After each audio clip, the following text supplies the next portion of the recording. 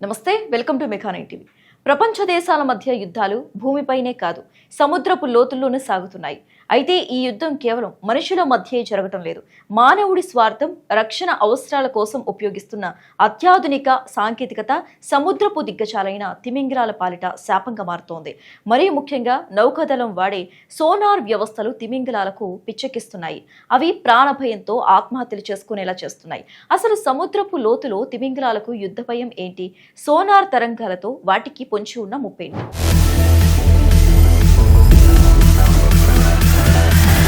సముద్రం మనకు పైన నిశ్శబ్దంగా కనిపించవచ్చు, కానీ లోపల అది శబ్దాల ప్రపంచం. తిమింగలాలు, డాల్ఫిన్లు తమ కంటి చూపు కంటే శబ్ద తరంగాల ఆధారంగానే జీవిస్తాయి. ఆహారం వెతకాలన్నా, తమ తోటి జీవులతో కమ్యూనికేట్ చేయాలన్నా, అది దారి కనుక్కోవాలన్నా అవి శబ్దాలని నమ్ముకుంటాయి.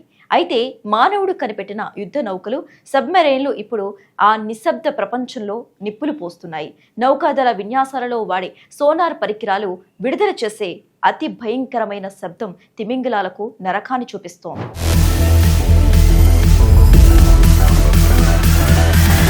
సముద్రం కింద శత్రువుల సబ్మెరైన్లను కనిపెట్టడానికి నౌకాదళాలు యాక్టివ్ సోనార్ను ఉపయోగిస్తాయి.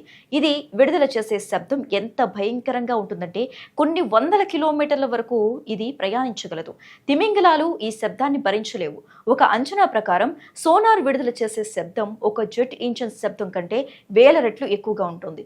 ఈ ధాటికి తిమింగలాల వినికిడి శక్తి దెబ్బతినటమే కాకుండా అవి తీవ్రమైన భయాందోళనకు గురవుతాయి.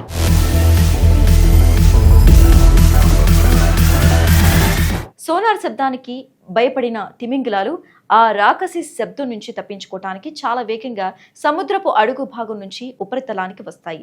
ఇక్కడే అసలు ప్రమాదం దాగి ఉంది. అతి తక్కువ సమయంలో చాలా లోతు నుంచి పైకి రావటం వల్ల వాటి శరీరంలోని నైట్రోజన్ వాయువు బుడగలుగా మారి రక్తనాళాల్లో పేరుకుపోతోంది. దీన్ని డికంప్రెషన్ సిక్నెస్ లేదా ద బెండ్స్ అంటారు. దీనివల్ల వాటి అంతర్గత అవయవాలు దెబ్బతిని విపరీతమైన నొప్పుతో విలవిలాడిపోతాయి. చివరికి ప్రాణాలు కాపాడుకోలేక అవి తీరానికి కొట్టుకొస్తాయి.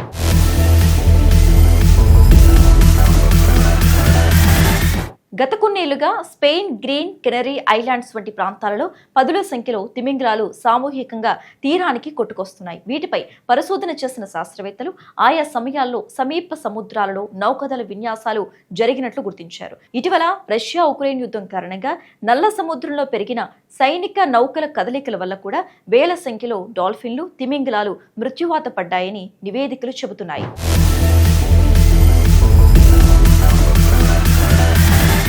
ఈ మూగజీవుల మరణాలను అడ్డుకోవాలని పర్యావరణవేత్తలు డిమాండ్ చేస్తున్నారు. తిమింగలాలు ఎక్కువగా ఉండే ప్రాంతాలలో సోనార్ వాడకాన్ని తగ్గించాలని, తక్కువ ఫ్రీక్వెన్సీ ఉన్న పరికరాలను వాడాలని సూచిస్తున్నారు. కొన్ని దేశాలు ఇప్పటికే దీనిపై ఆంక్షలు విధిస్తున్నా దేశ రక్షణ ముసుగులో జరుగుతున్న ఈ శబ్ద కాలుష్యం ఆ జీవుల మనుగడని ప్రశ్నార్థకంగా మారుస్తోంది. మానవుల మధ్య సాగే యుద్ధం కేవలం భూమిపైనే కాదు, సముద్ర గర్భంలోనూ అమాయక జీవుల ప్రాణాలను కూడా బలి తీసుకుంటోంది. సాంకేతికత అభివృద్ధి చెందాలి, కానీ అది మరో జీవి ప్రాణం తీసేలా ఉండకూడదు.